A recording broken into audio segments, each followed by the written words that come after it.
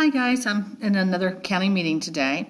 Today is Tuesday the 30th, and you are going to learn about planar graphs today. So you're going to go to your Unit 9, Networks and Graphs, enter our Google site, and we can come here to planar graphs. Now, pay attention. Up here I have a good definition. You want to put that in your notes. You have a page for planar graphs in your notes, and it's the first thing that you are supposed to do is add that definition to your notes. Then I want you to watch this video about Euler's formula for planar graphs and take the notes. And then down below, I've got properties of planar graphs. I want you to copy these into your notes. Think about what you're writing.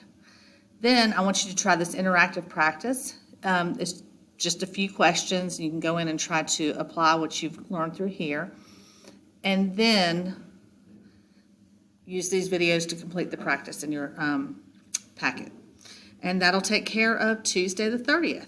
If you have extra time, remember some of you are missing some things from Unit 8. You can go back and take care of those items. Please don't turn them into the sub. Hold on to them. I will be back on Wednesday, and you can turn them into me. If you have any questions, sit me up through its learning. Have a great day.